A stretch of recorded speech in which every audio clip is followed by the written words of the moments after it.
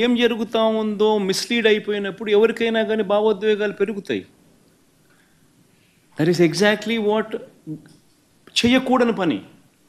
చంద్రబాబు నాయుడు నేను తప్పు పట్టేది అందుకోనే తప్పు పడుతున్నా. ఎందుకు తప్పు పడుతున్నా చంద్రబాబు నాయుడు ఎందుకు తప్పు పడుతున్నా? తాను చేసిన తప్పుని ఎందుకు చెప్తా ఉన్నా? ఎందుకనంటే తాను కావాలని భావోద్వేగాలను రెచ్చగొట్టే విధంగా తప్పుడు ప్రచారం చేస్తూ ఉన్నాడు. కానీ యాక్చువల్గా ఏంది, ప్రొసీజర్ ఏంది అనేది క్లియర్ కట్గా ఉన్నప్పుడు, క్లియర్ కట్గా కనిపిస్తూ ఉన్నప్పుడు, తెలిసినప్పుడు ఈ మాదిరిగా దుష్ప్రచారం చేయడం ధర్మమేనా?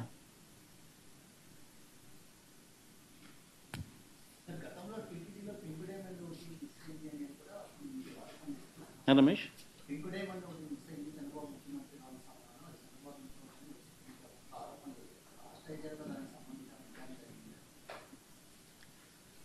చంద్రబాబు నాయుడు అనే వ్యక్తికి దేవుని మీద భక్తి ఎప్పుడూ ఉండదు. నేను రాసి చెప్తున్నా. చంద్రబాబు నాయుడు అనే వ్యక్తి దేవుడిని రాజకీయాల కోసం ఉపయోగించుకునే అత్యంత హేయమైన మనసు కలిగిన వ్యక్తి. ఆ మనిషికి ఎప్పుడు భక్తి లేదు, భక్తి ఉండదు కూడా. అటువంటి వ్యక్తి తన హయాంలో ఏదైనా కానీ చెడు టీటీడీకి ఏదైనా జరిగే కార్యక్రమం జరిగి ఉన్నా అది ఒక్క ఆయన హయాంలో మాత్రమే జరగగలుగుతుంది. మిగతా ఎవరి హయాంలో జరగదు. ఎందుకంటే ఆయనకు దేవుడు అంటే భయము లేదు, దేవుడు అంటే భక్తి లేదు. ఆయన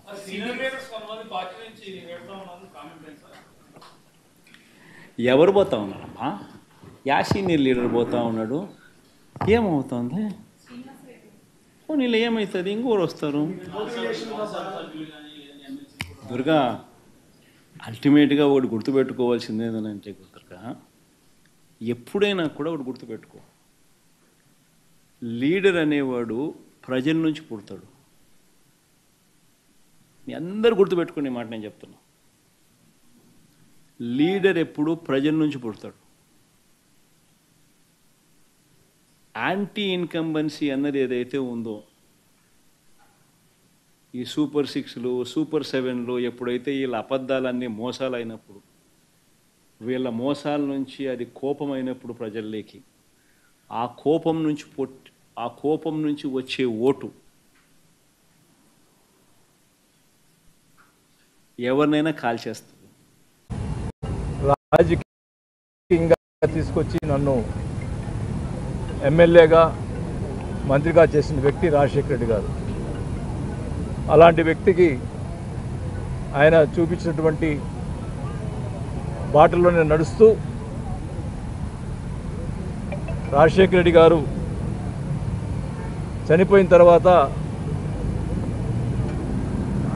జగన్మోహన్ రెడ్డి గారు పార్టీ పెడుతుంటే, అప్పుడు నేను మినిస్టర్గా ఉన్న, మైన్స్ మినిస్టర్గా, కంబైన్డ్ స్టేట్లో మైన్స్ మినిస్టర్గా ఉండటం జరిగింది. అప్పుడు అధిష్టానం, అప్పుడు కాంగ్రెస్ పార్టీ అధిష్టానం, మీరు జగన్మోహన్ రెడ్డి గారితో పోతే మీ మంత్రి తీసేస్తామంటే, ఆ రోజు మా కుటుంబంలో ఎవ్వరు కూడా ఒక్క నిమిషం కూడా ఆలోచించకుండా మంత్రి పోయినా పర్వాలేదు మాకు అని చెప్పి మేము, రాజశేఖర్ గారు మాకు ఇచ్చినటువంటి, ఆయన నాకు చూపించినటువంటి రాజకీయ భిక్ష పెట్టినటువంటి రాజశేఖర రెడ్డి గారికి, కుటుంబానికి అండగా ఉండాలనే ఉద్దేశంతో నేను మంత్రి పదవి వదులుకోవడం జరిగింది. అలాగే నాతో పాటు ఇంకొక మంత్రి బోస్ గారు కానీ, కొండా సురేఖ గారు కూడా మంత్రి పదవులు వదులుకోవడం జరిగింది ఆ రోజు. అలాగే ఇంకా 15 మంది ఎమ్మెల్యేలు ఆ రోజు వాళ్ళు కూడా రాజీనామా చేసి మళ్ళా బై ఎలక్షన్ పోవటం జరిగింది. నేను అడుగుతూ ఉన్న ప్రతిసారి కూడా జగన్మోహన్ రెడ్డి గారు విశ్వసనీయత అని మాట్లాడుతూ ఉంటారు. ఆ రోజు ఎవరైతే 17 మంది ఎమ్మెల్యేలు, మంత్రులు కానీ ఎమ్మెల్యేలు కానీ మేము ఆయన కోసం రాజకీయంగా ఆయన ఎదగాలనే ఉద్దేశంతో ఆయన కోసం మేము రాజీనామా చేసి మళ్ళీ బై ఎలక్షన్ పోయి అదే సీట్లో ప్రతిపక్షంలోనే కూర్చునే పరిస్థితిలో ఉన్న తెలిసి కూడా మేము రాజీనామా చేసి బై ఎలక్షన్ పోయి మా డబ్బులు ఖర్చు పెట్టుకొని మేము ఎమ్మెల్యేలు అయ్యి మళ్ళా చేస్తే ఆ రోజు జగన్ గారు అన్న మాటలు ఏమిటంటే 17 మందిని కూర్చోబెట్టుకొని మీరు జీవితాంతం మా గుండెల్లో ఉంటారు. ఎప్పుడు కూడా నేను ముఖ్యమంత్రి అయితే ఈ 17 మంది మంత్రులుగా ఉంటారు, మిగతా వాళ్ళు తర్వాత అని చెప్పి మాట్లాడిన వ్యక్తి జగన్మోహన్ రెడ్డి గారు. సరే, ఆయన ఎలక్షన్లు అయిపోయినాయి, మళ్ళా తర్వాత ఎలక్షన్లు వచ్చినాయి, అన్నీ చేసాం. మరి నేను అడుగుతా ఉన్న విశ్వసనీయత అంటున్నారు కదా జగన్మోహన్ రెడ్డి గారిని, మంత్రివర్గంలో ఎవరైతే త్యాగం చేసినటువంటి, అంటే నేనేదో త్యాగం చేశానని చెప్పుకోవట్లే, మిగతా 15 మంది కూడా ఉన్నారు పాపం. వాళ్ళందరినీ కూడా ఈ 17 మందిలో ఒక్కరినైనా మంత్రిగా ఉంచావా అని అడుగుతా ఉన్నా. కనీసం 4-5 ఇవ్వాలి కదా, కనీసం ఒక్కరు కూడా మంత్రివర్గంలో లేకపోవటం నిజంగా ఆయన మనస్తత్వం ఒక్కసారి మీ అందరూ కూడా గమనించాలని కూడా తెలియజేసుకుంటాం. రాజశేఖర రెడ్డి గారికి ప్రేమ వల్ల, ఆయన మీద ఉన్నటువంటి ప్రేమ వల్ల ఇన్ని రోజులు ఎన్ని ఇబ్బందులు వచ్చినా, ఎన్ని ఆటంకాలు కలిగించినా, ఎన్ని రకాలుగా ఇబ్బంది పెట్టినా కూడా నేను వైసీపీ పార్టీ వాళ్ళు నెట్టుకొని రావడం జరిగింది. మరి 2-3 సార్లు పవన్ కళ్యాణ్ గారు 2-3 సార్లు బహిరంగ సభలో వైఎస్ఆర్ పార్టీలో కూడా మంచి వాళ్ళు ఉన్నారు, బాలినేని శ్రీనివాస్ లాంటి వాళ్ళు అని చెప్పి 2 సార్లు ఆయన నా గురించి, నాకు ఆయనతో మాట్లాడకపోయినా కూడా నా గురించి ఆయన మాట్లాడిన తర్వాత ఆయన మీద నాకు ఎంతో నమ్మకం, ప్రేమ కలిగింది. ఎప్పుడు జగన్మోహన్ రెడ్డి గారు పబ్లిక్ మీటింగ్లో నా గురించి మాట్లాడలేదే, మరి పవన్ కళ్యాణ్ గారు అపోజిషన్లో ఉండి కూడా మాట్లాడారు అని చెప్పి ఎప్పుడు అనుకుంటుండేది. మరి దురదృష్టం, మొన్న ఎలక్షన్స్ ముందులో రావటం, కొంత గ్యాప్ రావటం, అది కమ్యూనికేషన్ గ్యాప్ వల్ల నేను రాలేకపోయా. ఏమైనా కానీ పవర్ అనేది ఈరోజు బాహటంగా ఒకటే చెప్తా ఉన్నాం. పవన్ కళ్యాణ్ గారు ఒకటే చెప్పాను, పవర్ ముఖ్యం కాదు, పదవులు ముఖ్యం కాదు, మాకు గౌరవం ఇవ్వాలా అంతే కానీ వేరే ఉద్దేశం మాకేం లేదు అని స్వచ్ఛందంగా ఏమి డిమాండ్స్ లేకుండా నేను పార్టీలో చేస్తానని చెప్పి ఈరోజు పవన్ కళ్యాణ్ గారికి చెప్పానని కూడా తెలియజేసుకుంటా ఉన్నాం. మరి కొంతమంది రకరకాలుగా మాట్లాడుతూ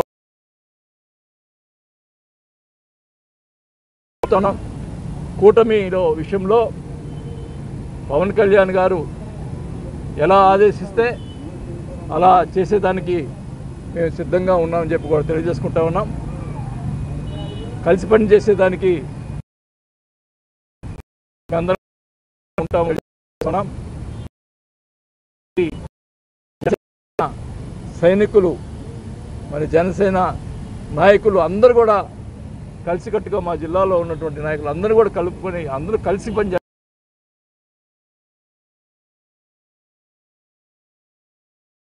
వచ్చిన వాళ్ళు కూడా అందరూ కూడా కలిసి పనిచేస్తామని, ఎక్కడ కూడా ఇబ్బంది కలగకుండా, పాత వాళ్ళకి ఇబ్బంది లేకుండా చేస్తామని చెప్పి కూడా నేను హామీ ఇస్తా ఉన్నా.